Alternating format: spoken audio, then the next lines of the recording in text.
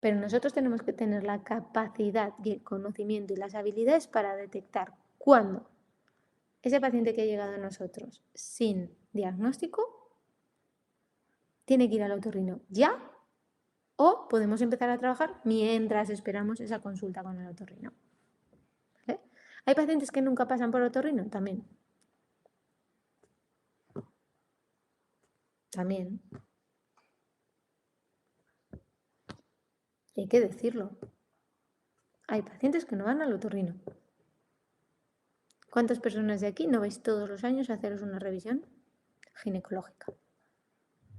O de odontólogo, o de dentista, o de fisio, o de psicología.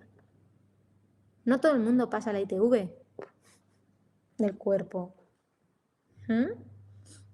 Y eso no quiere decir que no puedan ser responsables de su salud vocal. ¿Vale? Y eso no quiere decir que porque no vayan al otorrino no puedan ser nuestros pacientes. Porque si seguimos entrando en ese discurso, seguimos sintiendo y viviendo en una organización vertical de las profesiones sanitarias. Y decirme en el chat si no os fastidia que alguien que no es logopeda, pero sí es profesional de la salud, me da igual el que sea, os diga qué es lo que tenéis que hacer en consulta. ¿Os molesta que os hagan eso? Que sea otro profesional de la salud lo que os diga lo que tiene que hacer ese paciente en la consulta de logopedia. Decírmelo en el chat. ¿Os molesta o no os molesta que os digan lo que tenéis que hacer? ¿Os molesta que os llegue un informe? Igual no os ha llegado, ¿eh? Mira, Ángela dice mucho. ¿Eh? Mucho, Antonio también. Mirad, yo tengo un equipo, por así decirlo, tengo una red de profesionales en los que confío, ¿no? Después de tanto, ¿ves? Sí molesta y pasa a menudo. Porque ellos también sienten esa disposición vertical, están por encima del logopeda porque son médicos o psicólogos. Mira que no. Somos profesionales al completo. Tenemos nuestras herramientas diagnósticas. Podemos incluso utilizar un estroboscopio. Otra cosa es que lo tengamos o no lo tengamos en consulta, pero por poder podemos. Para hacer un diagnóstico logopédico, no estructural, no morfológico. ¿Sí? Lo que os contaba. Yo tengo pues una serie de otorrinos a los que derivo los pacientes y de foniatras a los que derivo pacientes, ¿no? Porque ya pues te vas conociendo, vas diciendo, vale, pues aquí está tal, aquí está cual, y me fío de sus diagnósticos, sé que tienen buenas cámaras y confío en ellos. Pero me fastidia en el alma profunda que después me den pautas para la consulta. Porque la profesional que se encarga de eso soy yo. La que tiene experiencia en rehabilitar pacientes de voz soy yo. Y os pongo un caso. Os cuento otra historia.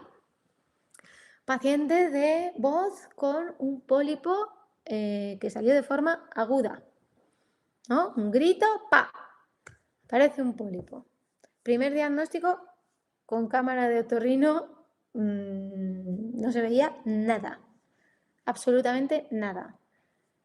Llega a mí por diferentes contactos. Venga, vamos a ir a un otorrino que de verdad nos diga qué hay, porque era profesional de la voz. Digo, es que necesitamos saber qué hay. Es que no es lo mismo. Si es un pólipo, si había un quiste debajo, si hay una hemorragia. La clínica nos indica que sí que puede ser esto, pero vamos a corroborarlo, ¿vale? Va al otorrino, el otorrino súper bien, el diagnóstico, dice, un pólipo, no hay que, de momento no hay cirugía, vas al logopeda, ¿vale?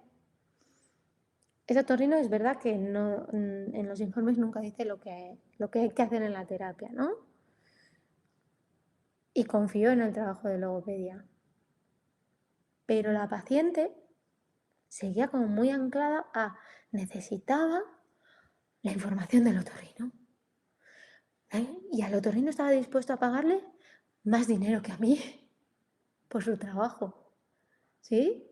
Y el otorrino lo que hacía era entrar, mirar, estaba más pequeño y salir. Y yo estaba sesión a sesión a sesión trabajando con ella. Ahora digo sesión a sesión, que fueron 8 sesiones, ¿vale? No fueron muchas, pero la que trabajaba en consulta con ella y pautaba los ejercicios era yo. Entonces, ¿quién rehabilitó el pólipo? Porque al final no hubo cirugía, el pólipo se reabsorbió por completo y evitamos la cirugía. ¿Quién rehabilita el pólipo? ¿El otorrino o el logopeda? ¿El foniatra o el logopeda? ¡El logopeda! Entonces, a mí que no me diga un otorrino lo que tengo que hacer, dime qué le pasa.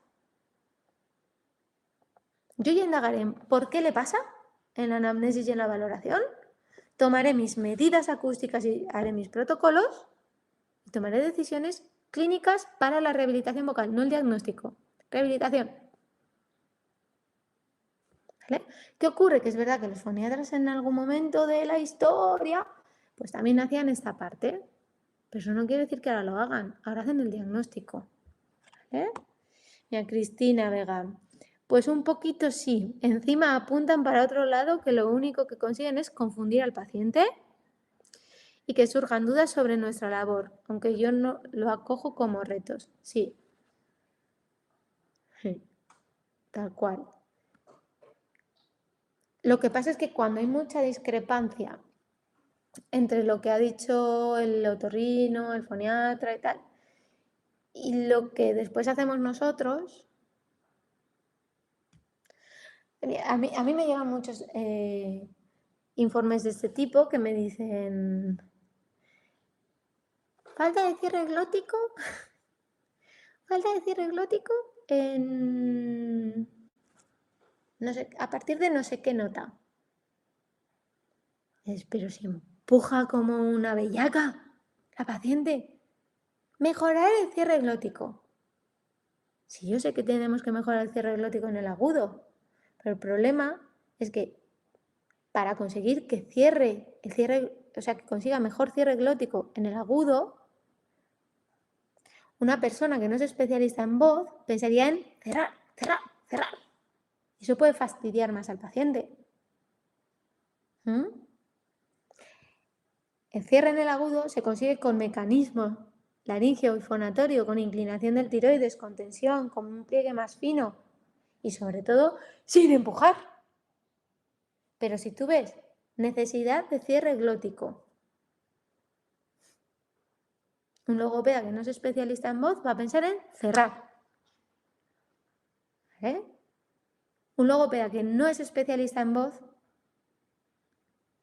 y le pide al otorrino que consiga mejorar el cierre glótico, y os voy a ser claras porque me han llegado pacientes después de hacer esto, le han pedido que en una botella de 1 litro meta un tubo hasta aquí abajo y sople y haga la U para mejorar el cierre.